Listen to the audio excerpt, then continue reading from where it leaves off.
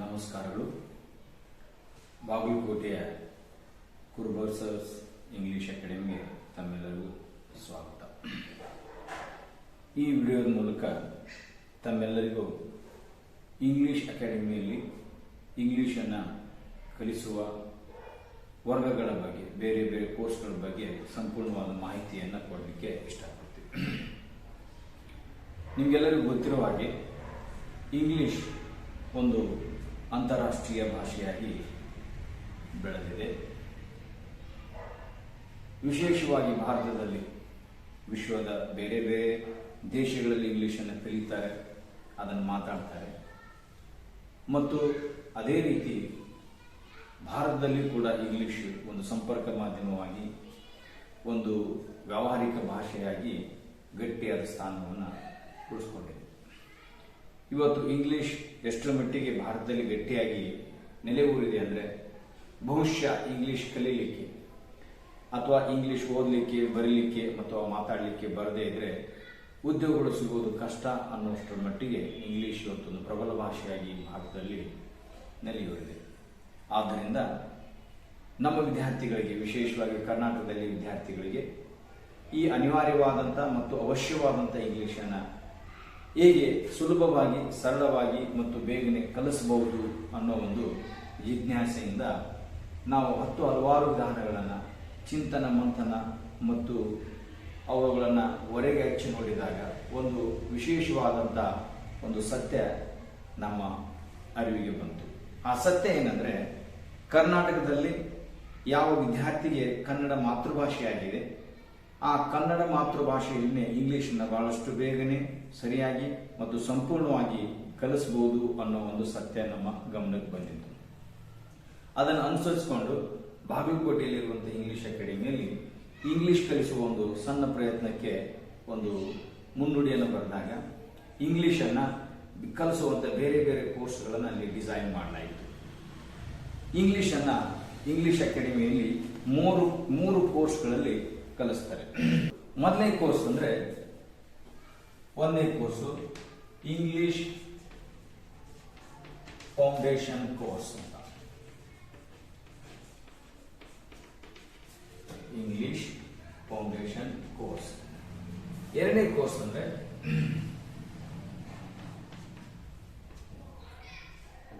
Basic English course. ಮೂರನೇ course ಅಂದ್ರೆ English speaking course. ಈ ರೀತಿ ಇಂಗ್ಲಿಷ್ ಅಕಾಡೆಮಿಯಲ್ಲಿ ಇಂಗ್ಲಿಷನ್ನು 3 ಕೋರ್ಸ್ಗಳ ಮೂಲಕ ಕಲಿಸಲಾಗುತ್ತೆ. ಯಾವ್ಯಾವ ಕೋರ್ಸನ್ನು ಯಾರಿಗೆ ಕೊಡ್ತಾರೆ ಅನ್ನೋದನ್ನ ಒಂದು ಸಂಕ್ಷಿಪ್ತ ಮಾಹಿತಿಯನ್ನ ಕೊಡ್ಲಿಕ್ಕೆ ಇಷ್ಟಪಡ್ತೀನಿ. ಇಂಗ್ಲಿಷ್ ಫೌಂಡೇಶನ್ ಕೋರ್ಸ್, ಯಾವ ವಿದ್ಯಾರ್ಥಿಗೆ ಇಂಗ್ಲಿಷ್ ಗೊತ್ತೇ ಇಲ್ವೋ, ಇಂಗ್ಲಿಷನ್ನು ಪ್ರಾರಂಭದಿಂದ ಕಲಿಬೇಕಾಗಿದೆಯೋ ಅಂತ ವಿದ್ಯಾರ್ಥಿಗೆ ನಾವು ಇಂಗ್ಲಿಷ್ ಫೌಂಡೇಶನ್ ಕೋರ್ಸ್ ಅಂತ ಕೊಡ್ತೀವಿ.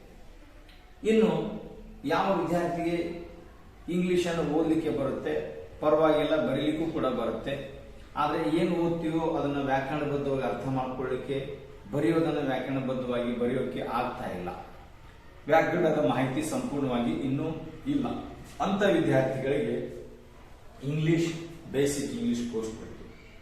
ಇನ್ನು ಯಾವ ವಿದ್ಯಾರ್ಥಿಗೆ ಇಂಗ್ಲಿಷ್ ಓದಲಿಕ್ಕೆ, ಬರೀಲಿಕ್ಕೆ ಪರವಾಗಿಲ್ಲ, ಬರುತ್ತೆ, ಓದಿದ್ದು ತಿಳಿಯುತ್ತೆ, ಬರೀಲಿಕ್ಕೆ ವ್ಯಾಕರಣದ ಸ್ವಲ್ಪ ಮಾಹಿತಿ ಕೂಡ ಇದೆ, ಆದರೆ ಮಾತಾಡಕ್ಕೆ ಬರೋದಿಲ್ಲ ಅನ್ನೋ ವಿದ್ಯಾರ್ಥಿಗಳಿಗೆ, ಇಂಗ್ಲಿಷನ್ನು ಮಾತಾಡಬೇಕು ಅನ್ನೋ ಉದ್ದೇಶ ಇರುವಂಥ ವಿದ್ಯಾರ್ಥಿಗಳಿಗೆ ಇಂಗ್ಲಿಷ್ ಸ್ಪೀಕಿಂಗ್ ಕೋರ್ಸ್ ಅಂತ ಕೊಡ್ತೀವಿ.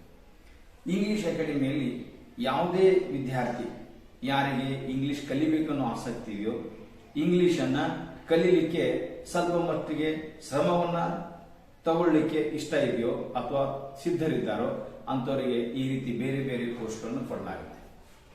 ಪ್ರತಿಯೊಬ್ಬ ವಿದ್ಯಾರ್ಥಿ 3 ಕೋರ್ಸ್ಗಳನ್ನು ಮಾಡಬೇಕು ಅಂತ ಏನಿಲ್ಲ.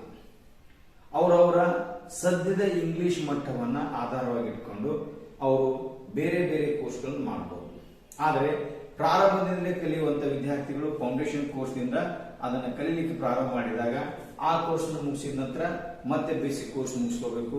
ಇದರಲ್ಲಿ ಅವರು ಪರಿಣಿತಿಯನ್ನ ಪಡೆದ ನಂತರ ಅವರಿಗೆ ಇನ್ನೂ ಒಂದು ಕೋರ್ಸ್ ಮಾಡಬೇಕು ಅಂತ ಅನಿವಾರ್ಯತೆ ಅನಿಸಿದಾಗ ಸ್ಪೀಕಿಂಗ್ ಕೋರ್ಸ್ ಕೂಡ ಮಾಡಬಹುದು. ಇಲ್ಲಿ ಪ್ರತಿಯೊಂದು ಕೋರ್ಸಿನ ಅವಧಿ 2 ತಿಂಗಳು, 2 ಮಂತ್ಸ್. ಈ 2 ಮಂತ್ಸ್ ನಲ್ಲಿ ಅವರು ಒಂದು ವೇಳೆ ಪ್ರಾರಂಭದಿಂದಲೇ ಕಲಿಯಲಿಕ್ಕೆ ಪ್ರಾರಂಭ ಮಾಡಿದಾಗ ಅವರು 2 ಮಂತ್ಸ್ ಅಂದ್ರೆ 7 ತಿಂಗಳಲ್ಲಿ ಫೌಂಡೇಶನ್ ಕೋರ್ಸ್ ಅನ್ನ ಪರಿಪೂರ್ಣವಾಗಿ ಕಲಿತ ನಂತರ ಮತ್ತೆ ಮುಂದೆ ಅವರು 2 ತಿಂಗಳ ಅಡ್ಮಿಷನ್ ತಗೊಂಡು ಬೇಸಿಕ್ ಕೋರ್ಸ್ಗೆ ಅವರು ಸೇರ್ಕೊಳ್ಬೇಕು. ಈ ಬೇಸಿಕ್ ಕೋರ್ಸ್ ನಲ್ಲಿ ನಾವು ಕಲಿಯೋದನ್ನ ಸಂಪೂರ್ಣವಾಗಿ ಕಲಿತ ನಂತರ ಅವರಿಗೆ ಆ ಬೇಸಿಕ್ ಕೋರ್ಸ್ ನಲ್ಲಿ ಇರುವಂತಹ ಎಲ್ಲ ಮಾಹಿತಿಯು ಸಂಪೂರ್ಣವಾಗಿ ಕಲ್ತಿದ್ದಾರೆ, ಇಂಗ್ಲಿಷ್ ಅನ್ನ ಚೆನ್ನಾಗಿ ಕಲಿತಿದ್ದಾರೆ, ಓದ್ತಾರೆ, ಬರೀತಾರೆ ಅಂತ ನಮ್ಮ ಮನವರಿಕೆ ಆದ್ರೆ, ಮತ್ತು ವಿಶೇಷವಾಗಿ ವಿದ್ಯಾರ್ಥಿಗಳಿಗೆ ಈ ಮಾತಾಡುವ ಕೋರ್ಸ್ ಅನ್ನ, ಸ್ಪೀಕಿಂಗ್ ಕೋರ್ಸ್ ಅನ್ನ ಕಲಿಬೇಕು ಅನ್ನೋ ಆಸಕ್ತಿ ಇದ್ರೆ ಅಂತವರಿಗೆ ಸ್ಪೀಕಿಂಗ್ ಕೋರ್ಸ್ ಕೊಡ್ತೀವಿ. ಅದು ಕೂಡ 2 ಮಂತ್ಸ್. ಅಂದ್ರೆ ಸದ್ಯದಲ್ಲಿ ಯಾವ ವಿದ್ಯಾರ್ಥಿಗೆ ಪ್ರಾರಂಭದಿಂದಲೇ ಇಂಗ್ಲಿಷ್ ಕಲಿಬೇಕಾಗಿದೆಯೋ ಅಂತ ವಿದ್ಯಾರ್ಥಿಗಳು ಒಂದೊಂದು ಕೋರ್ಸ್ ಅನ್ನ ಪೂರ್ಣಗೊಳಿಸ್ತಾ 6 ತಿಂಗಳಲ್ಲಿ 3 ಕೋರ್ಸ್ ಅನ್ನು ಮಾಡಬಹುದು. ಆದ್ರೆ ಇಂಗ್ಲಿಷ್ ಪರವಾಗಿಲ್ಲ, ಓದ್ತೀನಿ, ಬರಿತೀನಿ, ತಕ್ಕ ಮಟ್ಟಿಗೆ ಇಂಗ್ಲಿಷ್ ನ ಪರಿಚಯ ಇದೆ ಅನ್ನೋರು ನೇರವಾಗಿ ಬೇಸಿಕ್ ಕೋರ್ಸ್ ಅನ್ನು ಮಾಡಬಹುದು, 2 ತಿಂಗಳಲ್ಲಿ ಮುಗಿಸ್ಕೊಳ್ಬಹುದು. ನಂತರ ಆಸಕ್ತಿ ಇದ್ರೆ ಸ್ಪೀಕಿಂಗ್ ಕೋರ್ಸ್ ಅನ್ನ ಮತ್ತೆ ಮುಂದೆ 2 ತಿಂಗಳಲ್ಲಿ ಅವರು ಅದನ್ನ ಪೂರ್ಣಗೊಳಿಸಬಹುದು. ಇನ್ನು ಇಂಗ್ಲಿಷ್ ತಕ್ಕ ಮಟ್ಟಿಗೆ ಪರಿಚಯ ಇದೆ, ತಕ್ಕ ಮಟ್ಟಿಗೆ ಮಾಹಿತಿ, ವ್ಯಾಕರಣದ ಮಾಹಿತಿ ಇದೆ, ಅದರ ಪರಿಚಯ ಪರವಾಗಿಲ್ಲ ಅನ್ನೋಷ್ಟು ಮಟ್ಟಿಗೆ ಇದೆ ಅನ್ನೋರು ನೇರವಾಗಿ 2 ತಿಂಗಳಲ್ಲಿ ಸ್ಪೀಕಿಂಗ್ ಕೋರ್ಸ್ ಅನ್ನು ಮುಗಿಸ್ಕೋಬಹುದು, ಚೆನ್ನಾಗಿ ಇಂಗ್ಲಿಷ್ ಅನ್ನ ಮಾತಾಡಲಿಕ್ಕೆ ಕಲಿಬಹುದು. ಆದ್ರಿಂದ ಇವು 3 ಕೋರ್ಸಿನ ಸಂಕ್ಷಿಪ್ತ ಮಾಹಿತಿ. ಆದ್ರೆ ವಿಶೇಷವಾಗಿ ಈ ವಿಡಿಯೋದ ಮೂಲಕ ನಾನು ಇಂಗ್ಲಿಷ್ ಫೌಂಡೇಶನ್ ಕೋರ್ಸ್ ನ ಬಹಳ ವಿಸ್ತೃತವಾಗಿ ಮಾಹಿತಿಯನ್ನ ಕೊಡ್ಲಿಕ್ಕೆ ಇಷ್ಟಪಡ್ತೀನಿ. ಈಗಾಗಲೇ ತಮಗೆ ಹೇಳಿದಂತೆ ಈ ಇಂಗ್ಲಿಷ್ ಫೌಂಡೇಶನ್ ಕೋರ್ಸ್ ಅನ್ನ ನಾವು ಪ್ರಾರಂಭದಿಂದ ಕಲಿಬೇಕು, ABCD ಕಲಿಬೇಕು ಅನ್ನೋ ವಿದ್ಯಾರ್ಥಿಗಳು ಕೊಡ್ತೀವಿ. ಮತ್ತು ಈ ಕೋರ್ಸಿನ ಅವಧಿ 2 ತಿಂಗಳು. 2 ತಿಂಗಳಲ್ಲಿ ಅವರು ಏನೇನು ಕಲಿತಾರೆ ಅನ್ನೋದನ್ನ ಈ ವಿಡಿಯೋ ಮೂಲಕ ತಮಗೆ ಮಾಹಿತಿಯನ್ನು ಕೊಡ್ಲಿಕ್ಕೆ ಇಷ್ಟಪಡ್ತೀನಿ. ಈ ಕೋರ್ಸ್ ಪ್ರಾರಂಭ ಆಗುವುದೇ ABCD ಅನ್ನೋ ಅಕ್ಷರಗಳಿಂದ. ಯಾವುದೇ ಭಾಷೆಯನ್ನ ಕಲಿಬೇಕಾದ್ರೂ ಪ್ರಾರಂಭದಲ್ಲಿ ಆ ಭಾಷೆಯ ಮೂಲಾಕ್ಷರಗಳು ಗೊತ್ತಿರಬೇಕು. ಆದ್ರಿಂದ ನಾವು ಈ ಕೋರ್ಸ್ ಅನ್ನು ಪ್ರಾರಂಭ ಮಾಡೋದೇ ABCD ಅನ್ನೋ ಮೂಲಾಕ್ಷರಗಳಿಂದ. ನಿಮ್ಗೆ ಗೊತ್ತಿದೆ ABCD ಈ ಮೂಲಾಕ್ಷರಗಳನ್ನ 2 ಭಾಗ ಮಾಡ್ತಾರೆ. ಅವರು ಕೆಲವೊಂದು ಕ್ಯಾಪಿಟಲ್ ಲೆಟರ್ಸ್ ಅಂತ ಕರೀತಾರೆ, ಇನ್ನು ಬೇರೆ ರೀತಿ ಬರೆದಾಗ ಅದಕ್ಕೆ ಸ್ಮಾಲ್ ಲೆಟರ್ಸ್ ಅಂತ. ಕ್ಯಾಪಿಟಲ್ ಲೆಟರ್ಸ್ ಅಂದ್ರೆ ಅಕ್ಷರಗಳನ್ನು ದೊಡ್ಡದಾಗಿ ಬರೀತಾರೆ, ಸ್ಮಾಲ್ ಲೆಟರ್ಸ್ ಅಂದ್ರೆ ಸಣ್ಣದಾಗಿ ಬರೀತಾರೆ. ಇನ್ನು ಕೆಲವೊಬ್ರು ಈ ABCD ಅನ್ನು ಅಲ್ಫಾಬೆಟ್ಸ್ ಅಂತಾರೆ, ಇನ್ನು ಕೆಲವರು ಅಲ್ಫಾಬೆಟ್ ಅಂತಾರೆ.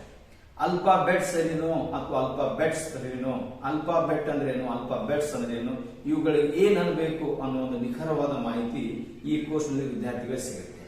ಮತ್ತು ಈ ಅಕ್ಷರಗಳನ್ನ ಕ್ಯಾಪಿಟಲ್ಸ್ ಯಾವುದೇ ರೀತಿ ಬರೆದ್ರೆ ಅದು ಕ್ಯಾಪಿಟಲ್ಸ್ ಅಲ್ಲ. ಕ್ಯಾಪಿಟಲ್ಸ್ ಬರಲಿಕ್ಕೆ ಒಂದು ಸ್ಪಷ್ಟವಾದ ನಿಖರವಾದ ಒಂದು ವಿಧಾನ ಇದೆ. ಆ ವಿಧಾನ ಅನುಸರಿಸಿನೇ ಆ ಅಕ್ಷರಗಳನ್ನು ಬರಿತಾ ಹೋಗ್ಬೇಕು. ಅದೇ ರೀತಿ ಸ್ಮಾಲ್ ಲೆಟರ್ಸ್ ಕೂಡ. ಆದ್ರೆ ನಮ್ಮ ಒಂದು ಈ ತರಬೇತಿಯಲ್ಲಿ ಅಕ್ಷರಗಳನ್ನ ದುಂಡಾಗಿ ಬರಿಬೇಕು. ಆದ್ರೆ ದುಂಡಾಗಿ ಬರಿಬೇಕಂತ ಅದನ್ನ ತಿದ್ದುತ್ತಾ ಕೊಡೋದಲ್ಲ, ಅದನ್ನ ಫಾಸ್ಟ್ ಆಗಿ ಕೂಡ ಬರಿಬೇಕು. ಈ ರೀತಿ ಇಂಗ್ಲಿಷ್ ಅಕ್ಷರಗಳನ್ನ ನೀಟಾಗಿ ಮತ್ತು ಫಾಸ್ಟ್ ಆಗಿ ಹೇಗೆ ಬರಿಬೇಕು ಅನ್ನೋ ಒಂದು ತರಬೇತಿ ಈ ಕೋರ್ಸ್ ನಲ್ಲಿ ಪ್ರಾರಂಭದಲ್ಲಿ ಸಿಗುತ್ತೆ. ಹೀಗೆ ಈ ಅಕ್ಷರಗಳನ್ನ ABCD ಅಕ್ಷರಗಳನ್ನ 1, 2 ಅಥವಾ 3 ದಿನಗಳವರೆಗೆ ಅವುಗಳನ್ನ ಅವರಿಗೆ ಪಕ್ಕಾ ಮನವರಿಕೆ ಮಾಡಿದ ನಂತರ ಅವರು ಯಾವ ಅಕ್ಷರವನ್ನ ಬೇಕಾದಾಗ ಅದನ್ನ ನೆನಪು ಮಾಡಿಕೊಂಡು ಬರೆಯುವಂತ ಒಂದು ತರಬೇತಿ ನೀಡಿದ ನಂತರ ಈ ಅಕ್ಷರಗಳನ್ನ ತಗೊಂಡು ನಿಧಾನವಾಗಿ ವಿದ್ಯಾರ್ಥಿಗಳನ್ನ ವರ್ಡ್ಸ್ ಗಳಿಗೆ ಕರ್ಕೊಂಡು ಹೋಗ್ತೀವಿ. ಅಂದ್ರೆ ಅಕ್ಷರಗಳನ್ನ ತಗೊಂಡು ಶಬ್ದಗಳನ್ನ ಕಟ್ಕೊಳ್ಳೋದು. ತಮ್ಗೆ ಗೊತ್ತಿರುವ ಈ ಶಬ್ದಗಳಿಗೆ ಇನ್ನೊಂದು ಪದ ಅನ್ನೋ ಪದ. ಈ ಪದಗಳಲ್ಲಿ ಬೇರೆ ಬೇರೆ ಪದಗಳು ಬರ್ತವೆ, ನಾಮಪದ, ಕ್ರಿಯಾಪದ, ಹಿಂಗೆ. ಈ ರೀತಿ ಅಕ್ಷರಗಳನ್ನು ಜೋಡಿಸಿಕೊಂಡು ಆ ಶಬ್ದಗಳನ್ನು ಬರೀಲಿಕ್ಕೆ ಪ್ರಾರಂಭ ಮಾಡಬೇಕು. ಈ ಶಬ್ದಗಳನ್ನ ಬರೆಯುವ ಒಂದು ನಿರ್ದಿಷ್ಟವಾದ ಒಂದು ತರಬೇತಿ ಕೂಡ ಇಲ್ಲಿ ಸಿಗುತ್ತೆ. ಈ ಶಬ್ದಗಳನ್ನ ನಾವು ಉದಾಹರಣೆಗೆ ತಗೊಳ್ಳೋದಾದ್ರೆ MAN, ಇದನ್ನ ಯಾವತ್ತೂ ನಾವು MAN ಅಂತ ಅನ್ನಕ್ಕಾಗಲ್ಲ. ಅದು ಅನ್ನಬೇಕಾದ್ರೆ ಉಚ್ಚಾರ ಮ್ಯಾನ್ ಅಂತ ಮಾಡಬೇಕು. ಹಿಂಗೆ ಇಂಗ್ಲಿಷ್ ಅಕ್ಷರಗಳನ್ನ ತಗೊಂಡು ಅವುಗಳನ್ನ ಅನ್ನುವ ಉಚ್ಚಾರವನ್ನ ಅವರಿಗೆ ತರಬೇತಿ ಕೊಡ್ತಾ ಅದನ್ನ ಅಂತ ಬರಲಿಕ್ಕೆ ಪ್ರಾರಂಭ ಮಾಡ್ತೀವಿ.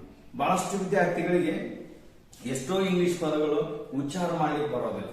ಹೇಗೆ ಆ ಇಂಗ್ಲಿಷ್ ಅಕ್ಷರಗಳನ್ನು ಜೋಡಿಸಿಕೊಂಡು ಶಬ್ದಗಳನ್ನು ಉಚ್ಚಾರ ಮಾಡಬೇಕು, ಉಚ್ಚಾರಕ್ಕನುಗುಣವಾಗಿ ಸ್ಪೆಲ್ಲಿಂಗ್ ಅನ್ನು ಕಟ್ಕೊಳ್ಬೇಕು ಅನ್ನೋ ತರಬೇತಿ ಇಲ್ಲಿ ಕೊಡಲಾಗುತ್ತೆ. ಈಗ ನಾವು ಇದನ್ನ ಅನ್ನೋ ರೀತಿಯನ್ನ ಉಚ್ಚಾರಣೆಯನ್ನ ನೋಡ್ಕೊಂಡು ನಾವು ಸ್ಪೆಲ್ಲಿಂಗ್ ಅನ್ನು ಕಟ್ಕೊಳ್ಬಹುದು. ಮ್ಯಾನ್. ಅದೇ ರೀತಿ ಅನ್ನುವ ಉಚ್ಚಾರಕ್ಕನುಗುಣವಾಗಿ ನಾವು ಶಬ್ದಗಳ ಸ್ಪೆಲ್ಲಿಂಗ್ ಅನ್ನು ಕಟ್ಕೊಳ್ಬೇಕಾಗತ್ತೆ. ಈಗ ಇನ್ನೊಂದು ಉದಾಹರಣೆ ಯಾಕಂದ್ರೆ ಇದನ್ನ ಯಾರಾದ್ರೂ ಬರದೆ ಬಹಳಷ್ಟು ವಿದ್ಯಾರ್ಥಿಗಳು ಇಂಜಿನಿಯರ್ ಅಂತ ಅದು ಆಗಲ್ಲ. ಈ ಅನ್ನೋ ಉಚ್ಚಾರ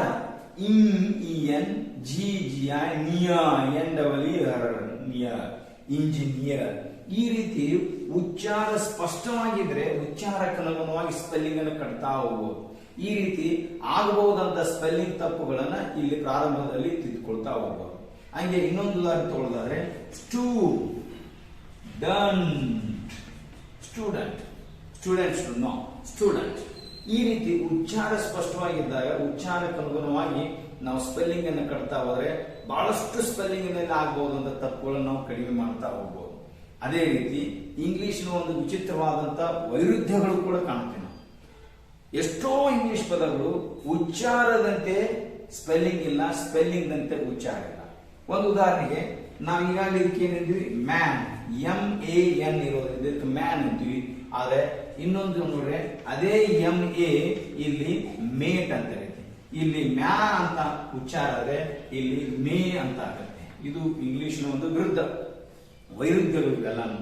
ಈ ವೈರುಧ್ಯಗಳನ್ನು ಕೂಡ ವಿದ್ಯಾರ್ಥಿಗಳಿಗೆ ಪರಿಚಯ ಮಾಡಿಸ್ತಾ ಅವುಗಳನ್ನ ಸ್ವೀಕಾರ ಮಾಡುವ ರೀತಿಯಲ್ಲಿ ಮನಸ್ಥಿತಿಯನ್ನ ಅವರಿಗೆ ನಾವು ರೂಢಿ ಮಾಡ್ತಾ ಆ ಶಬ್ದಗಳನ್ನ ಸಂಗ್ರಹ ಮಾಡ್ತಾ ಹೋಗ್ತೀವಿ. ಅದೇ ರೀತಿ ಬಹಳಷ್ಟು ವೈರುಧ್ಯಗಳು ಇಂಗ್ಲಿಷ್ ಭಾಷೆಯಲ್ಲಿವೆ. ಇನ್ನೊಂದು ಉದಾಹರಣೆ ಕೊಡ್ಬೇಕಾದ್ರೆ PUT ಪುಟ್, ಅಲ್ಲಿ ಪ ಅನ್ನೋಕೆ ಪಿ ಬರೋದ್ರಿಂದ ಮುಂದೆ ಉ ಬಂದಿರೋದ್ರಿಂದ ಅದು ಪುಟ್ ಅಂತಾರೆ. ಅದನ್ನೇ ನಾವು ಇದಕ್ಕೆ ಪುಟ್ ಅನ್ನೋದನ್ನ ಹಿಂಗೆ ನಾವು ಕಂಟಿನ್ಯೂ ಮಾಡಿದ್ರೆ CUT ಕುಟ್ ಅನ್ನಲ್ಲ, ಕಟ್. ಇಲ್ಲಿ ಅದೇ ಉ ಬಂದ್ರೆ ಉ ಅನ್ನೋ ಸೌಂಡ್, ಆದ್ರೆ ಅದೇ ಯು ಇಲ್ಲಿ ಬಂದಾಗ ಆಗತ್ತೆ. ಇದು ಇಂಗ್ಲಿಷ್ ವೈರುಧ್ಯಗಳು. ಈ ರೀತಿ ಇಂಗ್ಲಿಷ್ ಪದಗಳಲ್ಲಿಯ ಸ್ಪೆಲ್ಲಿಂಗ್ ಮತ್ತು ಉಚ್ಚಾರಣೆಯ ಇರುವಂತಹ ವ್ಯತ್ಯಾಸವನ್ನು ಗಮನಿಸ್ತಾ ವಿದ್ಯಾರ್ಥಿಗಳಿಗೆ ಶಬ್ದಗಳನ್ನು ಕಲಿಸ್ತಾ ಹೋಗ್ತೀವಿ. ಈ ಶಬ್ದಗಳನ್ನ ಕಲಿತಾ ಅದರ ಭಿನ್ನತೆಗಳನ್ನ, ವ್ಯತ್ಯಾಸಗಳನ್ನ, ವೈರುಧ್ಯಗಳನ್ನ ವಿದ್ಯಾರ್ಥಿಗಳು ಕಲಿತಾ ಅದನ್ನ ಸ್ವೀಕಾರ ಮಾಡ್ತಾ ಹೋಗ್ತಾರೆ. ಅದೇ ರೀತಿ ಇನ್ನೂ ವಿಶೇಷ ಅಂದ್ರೆ ಈಗ ನಾವು ಕಿಂಗ್ ಅಂತ ಸೌಂಡ್ ಮಾಡಿದಾಗ ಆ ಸೌಂಡಿನ ಕ ಅಕ್ಷರ ಕೆ ನಲ್ಲಿದೆ. ಕೆ ಅನ್ನ ಕ ಸೌಂಡ್ಗೆ ಬಳಸಿದ್ದಾರೆ ಅಂತ ತಿಳ್ಕೊಂಡು ನಾವು ಕ ಸೌಂಡ್ ಅನ್ನ ಕೆ ಅಕ್ಷರದಲ್ಲಿ ಬರೀಬೇಕು ಅಂದಾಗ ಮತ್ತೆ ತಪ್ತೀವಿ. ಕ್ಯಾಟ್ ಅಂದ್ರೆ ಅಲ್ಲಿ ಬರೆಯೋದವರು ಕೆ ಅಲ್ಲ, ಸಿ. ಈ ರೀತಿ ಎಷ್ಟೋ ಇಂಗ್ಲಿಷ್ ಪದಗಳು ಉಚ್ಚಾರಣಾ ಅಕ್ಷರಗಳು ಬೇರೆ, ಅದರ ಬರಹದ ಅಕ್ಷರಗಳೇ ಬೇರೆ. ಈ ರೀತಿ ಬೇರೆ ಬೇರೆ. ಈಗ ನಾವು ಕಿಂಗ್ಗೆ ಕೆ ಬರ್ದಿವಿ, ಅದೇ ಕ್ಯಾಟ್ ಅನ್ನಕ್ಕೆ ಕ ಸಿ ಬರ್ದಿವಿ. ಈ ಸಿ ಅನ್ನೋದು ಕ ಆಗಿ ಉಪಯೋಗ ಮಾಡ್ತಾ ಅಂತ ತಿಳ್ಕೊಂಡಾಗ ಮತ್ತೆ ನೋಡಿದಾಗ ಇಲ್ಲಿ ಚಾರ್ ಅಂದ್ರೆ ಇಲ್ಲಿ ಸಿ ಏನಾಯ್ತು, ಚ ಅನ್ನೋ ಸೌಂಡ್ ಕೊಡ್ತದೆ. ಈ CH ಅಂದ್ರೆ ಚ ಕೊಡ್ತದೆ ಅಂತ ತಿಳ್ಕೊಂಡ್ರೆ ಮತ್ತೆ ಕೆಲವು ಪದಗಳಲ್ಲಿ ಕ್ಯಾರೆಕ್ಟರ್ ಅನ್ನೋದ್ರಲ್ಲಿ ಇದೇ ಸಿ ಚ ಅನ್ನೋದು ಇಲ್ಲಿ ಕ ಸೌಂಡ್ ಆಗುತ್ತೆ.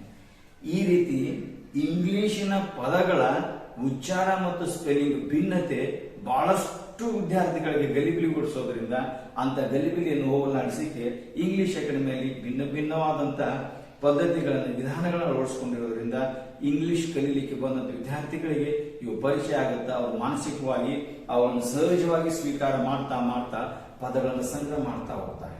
ಹಂಗೆ ಯಾವುದೇ ವಿದ್ಯಾರ್ಥಿಗೆ ಇಂಗ್ಲಿಷ್ ಪರಿಚಯ ಇಲ್ಲದೆ ಇದ್ದವರಿಗೆ ಈ ಶಬ್ದ ಕೊಟ್ರೆ ಅವರು ಅದನ್ನ ಕಿನಿಪ್ ಅಂತನೋ ಇನ್ಯಾವ ರೀತಿನೂ ಉಚ್ಚಾರ ಮಾಡಬಹುದು. ಆ ಇಂಗ್ಲಿಷ್